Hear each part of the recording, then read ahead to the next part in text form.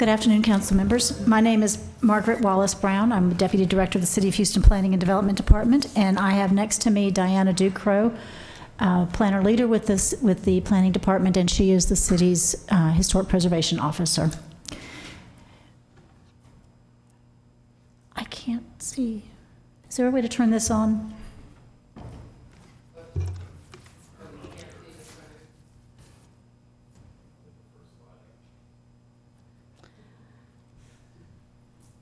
Okay, I'll wing it. It's okay. My presentation today has three purposes: a brief overview of the program, a review of the activities from 2015, and a sneak peek at some of the exciting changes we have planned for the future. Thank you. First, the overview. Houston currently has 22 historic districts. The map shows their locations across the city of Houston. Our smallest district is the Starkweather District, located within the Independence Heights community. It was established by City Council in 2013. Then there's our largest district, Glenbrook Valley, to the southeast. Thank you. By far, though, the vast majority of our Historic Preservation Office's works and activities revolve around the Heights District, the Heights area that includes 6 districts: Heights East, South, West, Norhill, Woodland Heights, and Freeland historic districts. Our districts represent some of the most fascinating and pivotal points in Houston's history. High First Ward was founded in the 1800s and is representational of the small cottages built for the workers who worked on the rail yards that were adjacent to the neighborhood. Glenbrook Valley was a planned community of 1,200 homes in southeast Houston, built between 1953 and 1962, and it is filled with homes that represent those optimistic days when Houston was the center of the space race and everything was possible.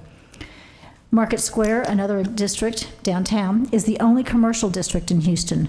It's located at the birthplace of Houston and includes Allen's Landing Park and Market Square Park. About half of the buildings in the district were constructed between 1858 and 1900.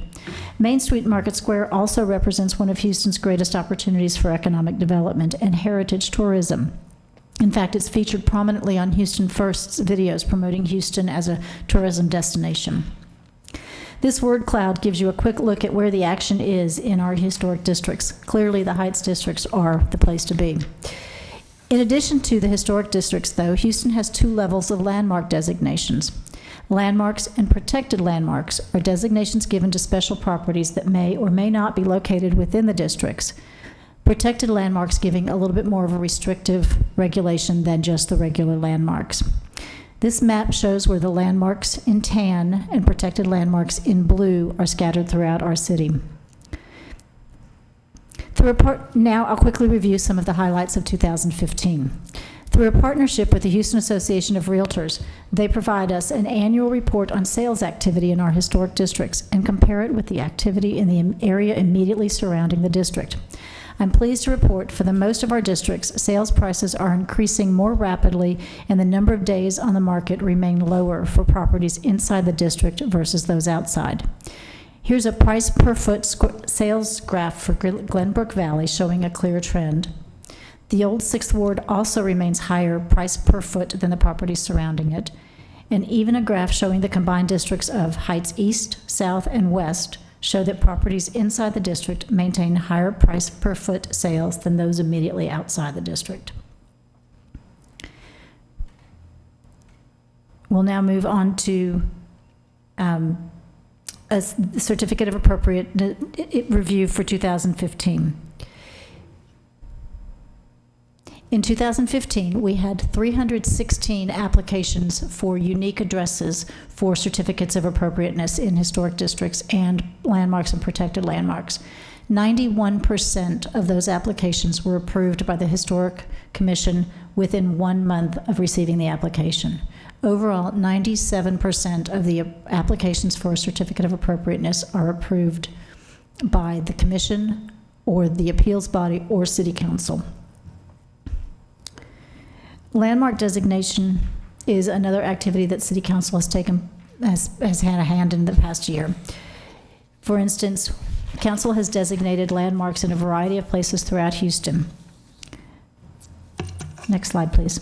The American Brake Shoe facility, previously vacant, now redeveloped and fully leased. The Cullen Clinic received protected landmark status in 2015, and a city-owned, newly designated protected landmark at the East End State Bank. The city is currently marketing this property for sale, and its landmark status seems to be one of the attractions for purchasing it. 2015 also brought a significant review of the Historic Preservation Code. After a lengthy process that included more than 20 public meetings, comments from more than 200 Houstonians, and an enthusiastic review by the HAHC, City Council approved the changes in October of 2015. Key changes include increasing the number of administrative approvals, thereby reducing the amount of time that an applicant needs to wait to get their decision, to clarify and better identify terms and conditions and requirements throughout the code, making it easier to understand for applicants and the commission to operate, and requiring the creation of design guidelines for the 3 Houston Heights districts and allowing for guidelines for the remaining districts created prior to 2010. We see this as a huge step forward for the program moving forward. So now, looking forward, we are pleased and excited that in May we will go live with the Preservation Tracker, an online application for applying for your Certificate of Appropriateness. This will provide customers with a much easier process for applying for a C of A and will help staff better organize the workload and the agenda and the commission review. Additionally, in November, the Historic Trust for Historic Preservation will be in Houston.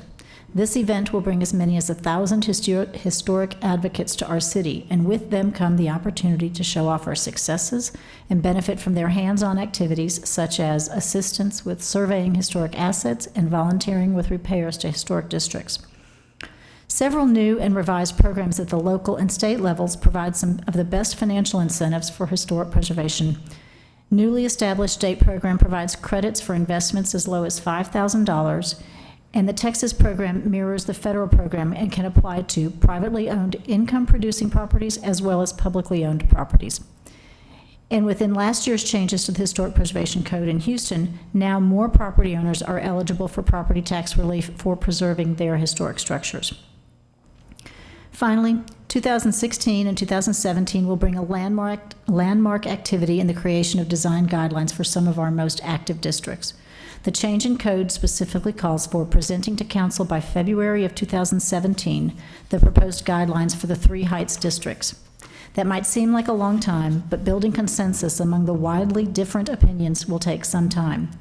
We began in November meeting with the community, educating the public on what design guidelines can and should be, and how they can help both the property owners and the commission. We asked a lot of questions about what the community wants for their district, and we will take all of that information and provide it to a consultant once it is on board. Parallel to this outreach program, we've worked closely with Strategic Purchasing Office to issue an RFP for a consultant to assist us actually writing the guidelines.